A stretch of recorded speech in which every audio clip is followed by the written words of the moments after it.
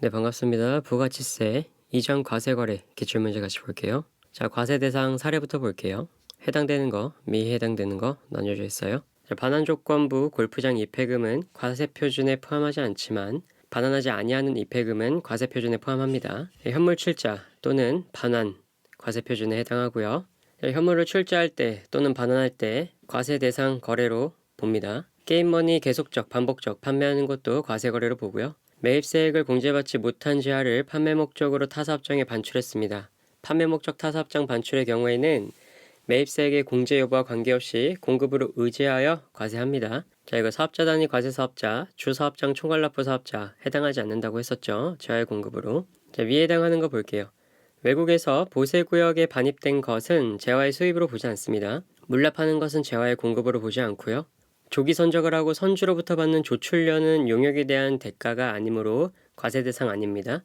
조출료 과세 대상 아니다. 이렇게 외우면 돼요. 수재, 화재, 도난 등으로 재화가 망실 또는 멸실된 경우 재화의 공급으로 보지 않습니다. 이주보상비 및 영업손실보상금도 과세 대상 거래로 보지 않고요. 외상매출 채권을 양도하는 것도 과세 대상 거래로 보지 않습니다. 손해배상금도 과세 거래에 미해당됩니다.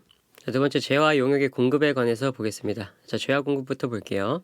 자, 위탁 매매하거나 대리인에 매매하는 데 있어서 위탁자 또는 본인이 직접 재화를 공급하거나 공급받는 것으로 보는 거고요. 다만 위탁자 또는 본인을 알 수 없는 경우에는 그렇게 하지 않아요. 수탁자가 공급한 것으로 봅니다. 자, 공익사업 나오고 블라블라 수용 절차 나오면 재화 공급으로 보지 않아요.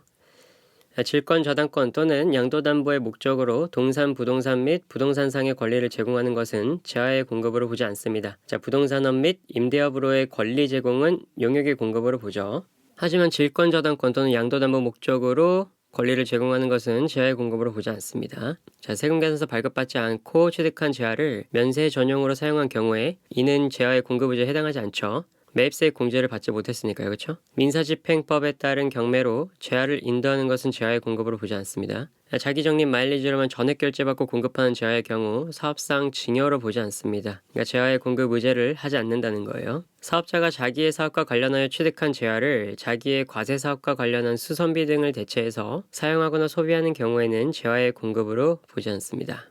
자, 이 수선비는 비용으로 봐준다는 겁니다. 위탁 가공을 위해서 원자재를 국외 수탁 가공업자에게 대가 없이 반출하는 경우에는 재화의 공급으로 보지 않아요. 이 수탁 가공업자가 이 원자재를 통해서 완성품을 만들어서 반출할 때 이제 그때 재화의 공급으로 보겠죠. 용역의 공급에 관해서 보겠습니다. 건설업은 모두 영역이고요. 노하우의 제공도 용역의 공급입니다. 대학이 사업용 부동산을 그 대학의 산업협력단에 대가를 받지 않고 임대하는 것은 용역의 공급으로 보지 않습니다. 용역의 무상 공급은 부가치세 과세 대상이 아니고요. 단 특수관계인에게 사업용 부동산을 무상 임대한 경우에는 과세됩니다. 부수지하 또는 부수 용역에 관해서 보겠습니다. 과세사업자가 우연히 또는 일시적으로 공급하는 재화 또는 용역은 해당 재화 또는 용역이 과세 대상인 경우에 한해서 부가치세와 과세됩니다. 주된 사업과 관련하여 필연적, 우연히 또는 일시적 생산 또는 공급하는 재화 또는 용역은 주된 사업에 부수되는 재화 또는 용역으로 봅니다. 재화의 공급 의제에 관해서 보겠습니다.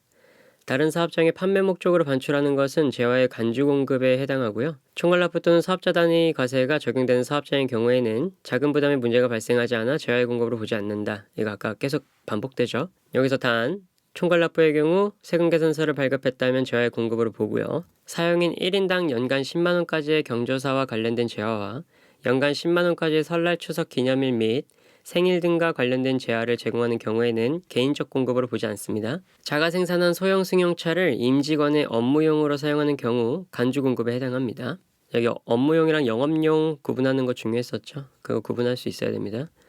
공급 시기에 관해서 볼게요. 재화의 공급 시기입니다. 가공의 경우에는 가공된 재화를 인도하는 때가 공급 시기고요. 가공된 때가 공급 시기가 아닙니다. 공급할 재화에 대한 대가를 일부 받았고요. 다음 과세 기간에 그 받은 대가에 대해서 세금 계산서를 발급하고 그 발급하는 때를 해당 재화에 공급 시기로 했습니다. 제한은 세금 계산서 발급 후에 인도할 예정이에요. 자, 이럴 경우에 재화를 세금계산서 발급 후에 인도해도 세금계산서를 발급할 때 재화의 공급 시기로 봐줍니다. 선박을 이용해서 내국물품을 외국으로 수출했고요. 수출 재화의 선저기를 재화의 공급 시기로 봅니다. 사업자가 보세구역 내에서 보세구역 이외의 국내에 수입 재화를 공급하며 수입신고 수리일을 재화 공급 시기로 했습니다.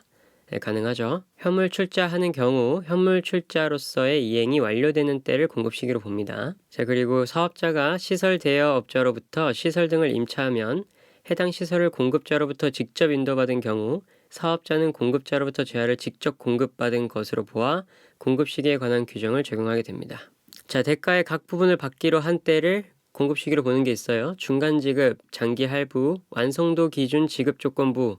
자, 이런 경우에 해당하면은 대가의 각 부분을 받기로 한 때를 제화의 공급 시기로 봅니다.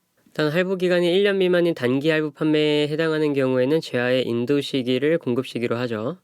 자, 그리고 제화를 위탁 판매 수출할 때는 수출 제화의 공급 가액이 확정되는 때를 공급 시기로 합니다. 그럼 공급 시기 사례 한번 볼까요? 6월 10일 제품을 주문 생산하기로 했고요. 그 판매 대금은 계약 시 10%, 8월 10일 중도금 40% 받고요.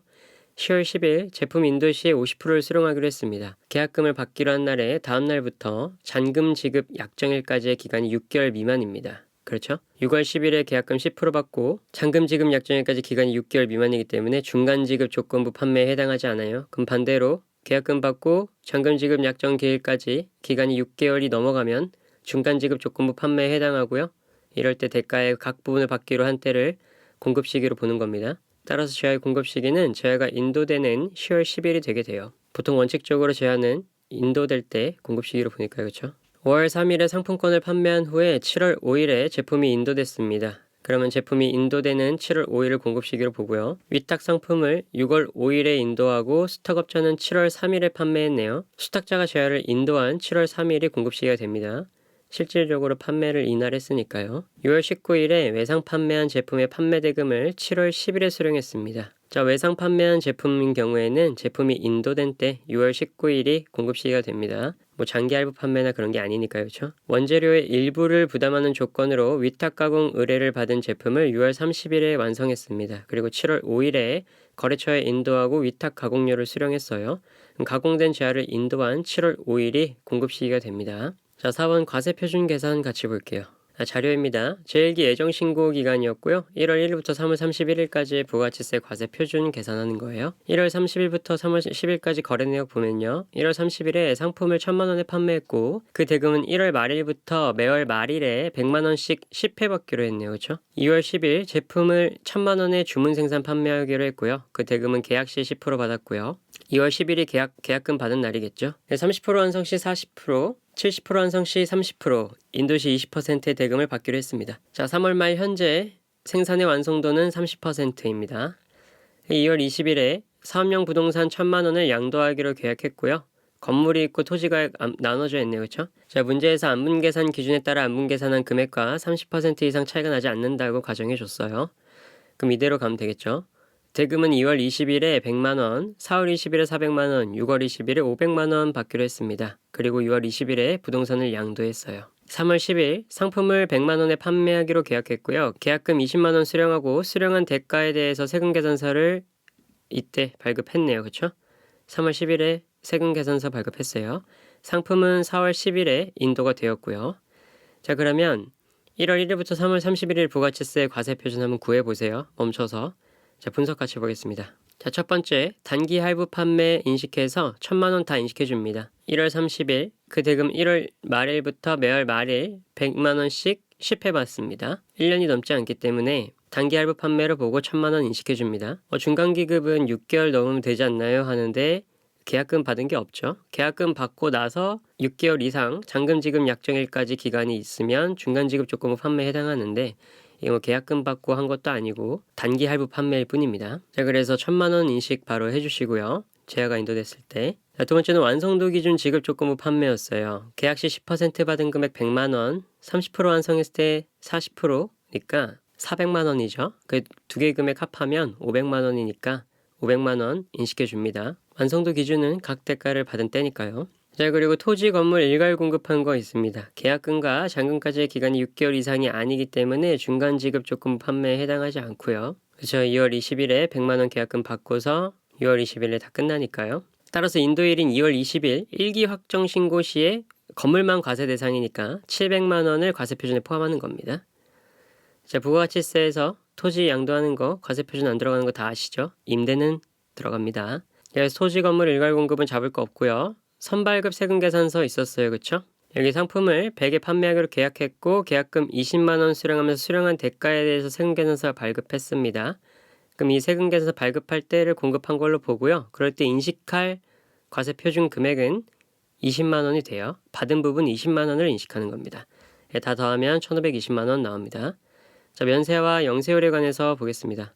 자, 영세율인데요. 영세율은 거주자 또는 내국법인에 대하여 적용함을 원칙으로 하고요. 비거주자나 외국법인에 대해서는 상호면세주의에 따릅니다. 내국법인한테도 면세해줘야 영세율 적용해준다는 거죠. 수출업자와 직접도급계약에 의해서 수출자의 반제품을 인가공하는 용역은 직접도급계약을 체결한 사업자 자신이 인가공을 하지 않았더라도 영세율 적용받을 수 있어요. 사업자가 국외에서 제공하는 용역의 공급에 대해서는 영세율을 적용합니다. 사업자가 재화를 국외로 무상 반출하는 경우에는 영세율을 적용합니다. 다만 자기 사업을 위해서 대가를 받지 아니하고 국외의 사업자에게 경본품을 반출하는 경우에는 재화의 공급으로 보지 않아요. 저희 재화의 공급 의제 중에 하나 들어있는 거죠. 자, 경본품은 재화의 공급으로 보지 않는다. 이거 암기해 주세요. 국내에 주재하는 외국 정부기관, 국제기구, 국제연합군 또는 미국군에게 공급하는 재화 또는 영역에 영세율을 적용합니다. 중개무역 방식으로 국외에서 국외로 인도하거나 양도하는 재화도 영세율이 적용돼요. 자, 그럼 면세 볼게요. 부가치세가 면세되는 경우에 영세율을 적용받기 위해서 부가치세 면세를 포기할 수 있고요. 이때는 과세관청의 승인을 필요하지 않기 때문에 포기 신고만 하면 됩니다. 하지만 포기하면 신고한 날로부터 3년간 부가치세 면세 받지 못하죠. 제조업을 영위하는 사업자가 그 제조업에 부수하여 금융용역과 동일 또는 유사한 용역을 공급하는 경우에 그 금융용역과 동일 또는 유사한 용역의 공급에 대해서는 부가치세가 면세됩니다. 제조업을 영위하는 사업자의 하나입니다. 국가에 무상으로 공급하는 재화 또는 용역은 면세이나 유상으로 공급하는 재화 또는 용역은 과세 대상입니다. 토지를 공급하는 때에는 면세에 해당하고요. 토지 임대용역을 공급하는 때에는 과세에 해당합니다. 은행 업무 및 부수 업무로서 전자상거래와 관련한 지급대행에 해당하는 금융용역은 면세입니다. 교육용역 면세고요. 도서잡지 면세, 고속철도 용역 과세입니다. 음악산업진흥에 적용받는 전자출판물의 공급에 대해서는 과세하게 돼요. 미술창작품의 공급에 대해서는 부가치세를 면세하고요. 면세 포기에 의해서 면세율이 적용되는 경우는 결과적으로 환수, 누적 효과가 발생하지 않기 때문에 의제매입세액 공제 받을 수 없습니다. 자, 여기 면세 포기는 아까 말했고요. 영세율 적용 사례 보겠습니다. 수출물품 원자재는 20년도 12월 20일에 공급됐습니다. 그에 대한 내국신용장이 21년 1월 26일에 개설된 경우에는 내국신용장 개설 기한은 과세기간 종료일부터 25일 이내입니다. 이 25일 이내에 공급만 된다면 영세율은 적용이 되는데 지금 초과했죠? 그래서 영세율 적용이 안 되는 거예요. 10% 과세됩니다. 국내 사업장만 있는 사업자가 가공임을 지급하는 조건으로 베트남 현지 가공업자에게 원재료를 반출해서 가공시켰고요.